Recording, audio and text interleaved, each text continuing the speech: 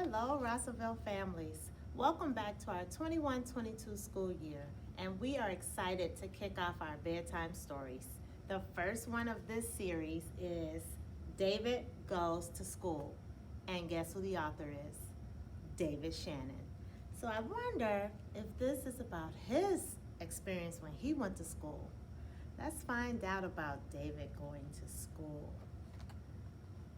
David's teacher always said, "No, David, no yelling, no pushing, no running in the halls." Wonder what that's going to tell us about what David's doing. David, you're tardy. David's peeking in the door, and the teacher's already telling him, "You're tardy, David." Have to be on time for school, right? "Sit down, David." And David is out of his seat. David's probably excited about being in school, right? But I wonder if David's going to need some help following the new school rules. "David, don't chew gum in class." Oh my, he has a big wad of bubble gum. Yeah, teachers don't like when you chew gum in class because it sticks on the desk, and if it falls on the floor, it'll stick on people's shoes, right? Oh boy. So let's see what David's going to do next. "David, raise your hand." So it looks like David was yelling out and not raising his hand, and the student next to him has her hand up. So in school, we're supposed to raise our hand, and then we can talk. That way we're not talking and yelling over other people, right? Let's see what else David is doing. "Keep your hands to yourself." Oh my. They were painting. David has red paint on his hands, and guess what David wants to do? He wants to touch this student next to him, but we must keep our hands to ourselves, right? So that's another important school rule. I think David's just going to need some help understanding all these rules. Pay attention. And it looks like David is looking out of the window, so he's not listening to the teacher. It's important that when we're listening to the teacher, we listen sometimes with our eyes and our ears, and our mouths are silent. And his eyes were outside. Let's see. "Wait your turn, David." Oh my. So David looks like he's cutting the line. We don't do that in school. We have to wait in line like everyone else, right? Yeah, so we're hoping David's going to learn some good rules at the end of this, right?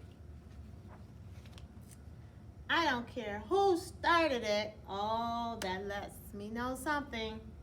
I see food, I see lunchroom, cafeteria food splattered, and there's a tray. So if this kid is pointing saying, "I don't care who started it," who do you think may have thrown some food? I wonder if it was David. I don't know. "David, recess is over." And I know our friends love recess. They never want to come in for recess, but in order for other kids to get a recess turn, we have to come in when our recess ends. So I don't think David is ready to come in. So many rules at school. Shh. Oh boy, so they're supposed to be reading in the library, and look at David. David is laughing out loud. Oh no, you can't do that. You have to shh. You have to be quiet in the library and when people are reading. Oh, they don't look happy. We're gonna help our friend David, right? Let's hope he gets it right. Again, oh, David looks like he has to go potty. So he's raising his hand again, like maybe the teachers let him go to the restroom a few times, and maybe he didn't go. Maybe he was in there playing.